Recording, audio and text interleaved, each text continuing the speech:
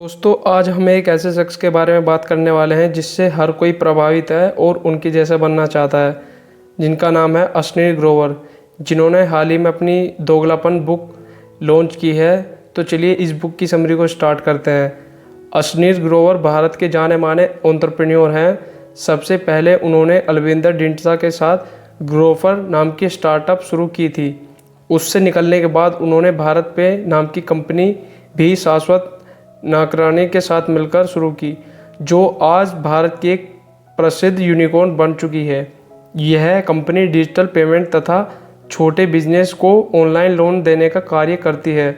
हाल ही में अश्नीर ने अपने अनुभवों के आधार पर दोगलापन नामक किताब लिखी है। आइए इस समरी को सुनते हैं। इस किताब के सभी 7 चैप्टर हैं। तो चलिए शुरू करते हैं। Don't trust people blindly. जब अश्नीर अमेरिकन एक्सप्रेस कंपनी के लिए काम करते थे तो उनकी मुलाकात अलविंदर डिंडसा से हुई। उस समय अलविंदर ग्रोवर स्टार्टअप शुरू कर रहे थे। उन्होंने अश्नीर से कहा कि मुझे इन्वेस्टर्स के लिए प्रेजेंटेशन बनाने में मदद करो। अश्नीर ने एक बहुत अच्छी प्रेजेंटेशन बनाई और उन्हें फंडिंग मिल गई। इससे प्रभावित होकर अलविंदर ने अश्नीर से कहा कि आप भी हमारी स्टार्टअप में पार्टनर बन सकते हैं। लेकिन उस समय अमेरिकन एक्सप्रेस ने अश्नीर को 80 लाख महीने की सैलरी मिलती थी। अलविंदर ने कहा कि तुम 40 लाख ले लो और 40 लाख के ग्रोवर के शेयर भी हम देंगे। इस पर अश्नीर ने शर्त रखी कि अगर कंपनी की वैल्यू 8 मिलियन हो जाती है तो उसे 100 करोड़ दिया जाए। अलविंदर ने यह बात मान ली। इसके बाद अश्नीर ने ग्रोवर के लिए बहुत अच्छे से काम किया और ग्रोवर आकार में बढ़ती चली गई। अश्नीर ने ग्रोवर पर बहुत सारे केस भी लड़े और जीते, लेकिन अश्नीर ने देखा कि कंपनी कुछ बेकार लोगों को भी हायर कर रही थी और बहुत जूनियर्स को अश्नीर से भी ज़्यादा सैलरी दी जाती थी। जब उन्होंने अलविंदर को इस बात को कहा तो अलविंदर ने उन्हें जॉब छोड़ देने के लिए कहा। तब कंपनी की वैल्यू 4 मिलियन के लगभग हो चुकी थी। इस तरह से अमीर के 10 करोड़ बनते थे अलविंदर के, लेकिन अलविंदर ने उन्हें 1 करोड़ से भी कम रुपए दिए और उन्हें नौकरी से जाना पड़ा। तभी से अश्नीर ने सीख ले ली, कभी भी किसी पर आंख बंद कर विश्वास नहीं करना चाहिए और हमेशा लिखित कॉन्ट्रैक्ट साइन ही करना चाहिए। Chapter number 2, don't tell your secret. जब अश्नीर आईआईटी में पढ़ते थे तो एक बार उन्होंने फ्रेंच की स्कॉलरशिप का नोटिस देखा। केवल 5 बच्चों को ही यह स्कॉलरशिप दी जानी थी। यह बात अश्नीर ने बाकी बच्चों को नहीं बताई, क्योंकि अगर सभी बच्चे अप्लाई कर देते तो शायद उन्हें वह स्कॉलरशिप नहीं मिल पाती। इसलिए जिन बच्चों ने उस नोटिस को पढ़ा, केवल उन्होंने उसके लिए अप्लाई किया। उनकी संख्या बहुत कम थी। इसलिए अश्नीर को आराम से फ्रांस की स्कॉलरशिप मिल गई। स्कॉलरशिप में बहुत ज़्यादा पैसा भी मिला और उनकी फ़ीस भारत की फ़ीस के बराबर ही लग रही थी। इससे उन्होंने सारा यूरोप घूम डाला और वहाँ से काफ़ी इन्फॉर्मेशन और ज्ञान भी अर्जित किया, जिससे उन्हें आगे चलकर अपनी कंपनी बनाने में बहुत ही सहायता मिली। इसलिए अश्नीर के मुताबिक हमें किसी को भी अपने सीक्रेट नहीं बताने चाहिए। Chapter number 3, spend time with expert. इस चैप्टर में अश्नीर बताते हैं कि हमें कभी भी अपने आप को परफेक्ट और महान नहीं समझना चाहिए। हमें यह बात अच्छे से जान लेनी चाहिए कि हमसे ऊपर भी बहुत से लोग हो सकते हैं और हम दूसरों से भी बहुत कुछ सीख सकते हैं। जब आप इस माइंडसेट के साथ किसी कंपनी की शुरुआत करेंगे तो आपको बहुत ज़्यादा सफलता मिलेगी, क्योंकि आपका माइंडसेट एक ग्रोथ माइंडसेट बना रहेगा और आप हमेशा दूसरों लोगों से सीखते रहेंगे। अश्नीर जब फ्रांस गए थे तो उन्होंने वहाँ के लोगों को नज़दीकी से देखा। उन्होंने देखा कि वहाँ के स्टूडेंट्स बहुत ही डिसिप्लिन में रहते हैं। वे टीचर्स के लेक्चर को नोट करने के लिए अलग अलग तरह के पेन का इस्तेमाल करते थे। इससे उनके नोट्स बहुत ही प्रभावी बनते थे। अश्नीर ने भी यही टेक्निक सीखी और बाद में वे भी कलर पेन से अपने नोट्स बनाने लगे। इससे उनकी ग्रेड्स में बहुत ज़्यादा इजाफा हुआ। उन्होंने फ्रांस के लोगों से अनुशासन में रहना भी सीखा। इससे भी उनकी सारी कंपनियां आगे चलकर बहुत ज़्यादा कामयाब हुई, क्योंकि वे माहिर लोगों से हमेशा कुछ ना कुछ सीखते रहते थे। Chapter number 4, give preference to family. कुछ लोग अपने काम धंधे में इतने बिजी हो जाते हैं कि वे अपनी फैमिली को ही भूल जाते हैं, लेकिन अस्नीर के मुताबिक ऐसा करना गलत है। जब आप पर कोई मुसीबत आएगी तो आपका काम नहीं पूछेगा कि आप कैसे हैं, बल्कि आपका कोई फैमिली मेम्बर या रिश्तेदार ही आपका हालचाल पूछेगा। बुरे वक्त में ये लोग ही आपके काम आएंगे।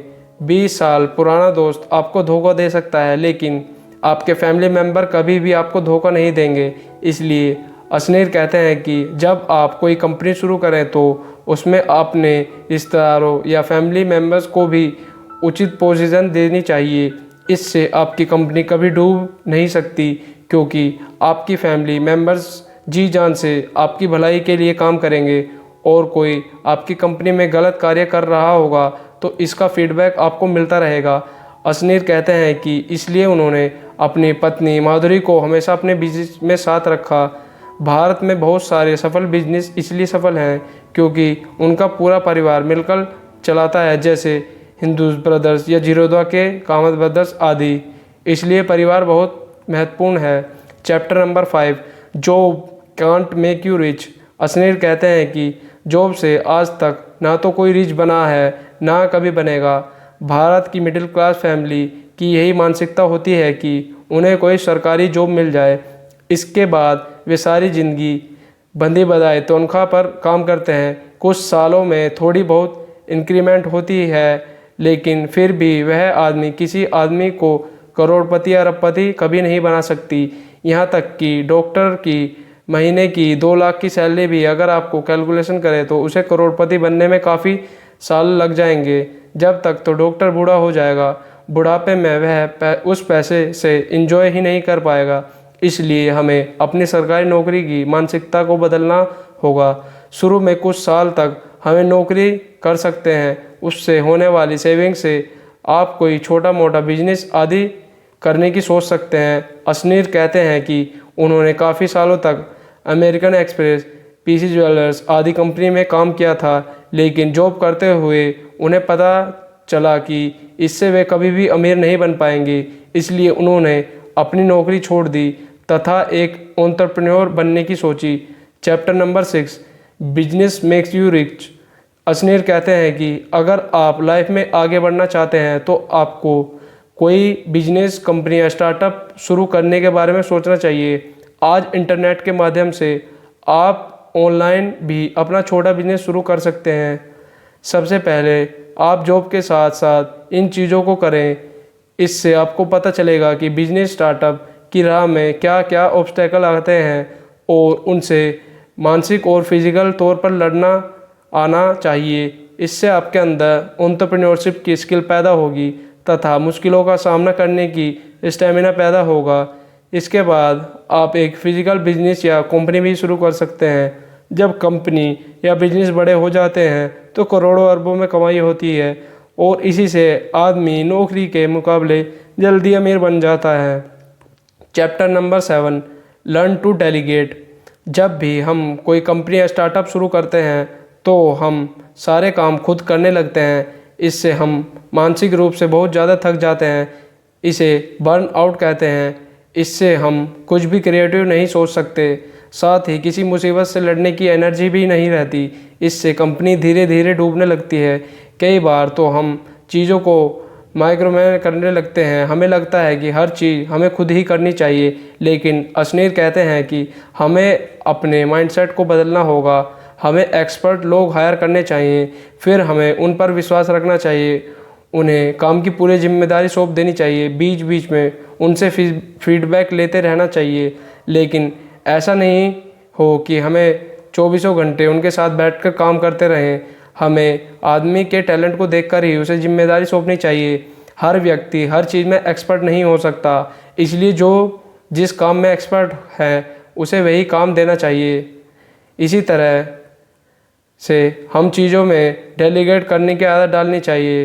तो दोस्तों, यह थी अस्नीर ग्रोवर की किताब दोगलापन की समरी। तो आइए इस बुक को यहीं ख़त्म करते हैं। वीडियो देखने के लिए आपका धन्यवाद। इस चैनल को ज़रूर से सब्सक्राइब करें और वीडियो को शेयर करें और कमेंट करके बताइए अगली वीडियो किस टॉपिक पर जाते हैं। वीडियो देखने के लिए आपका धन्यवाद।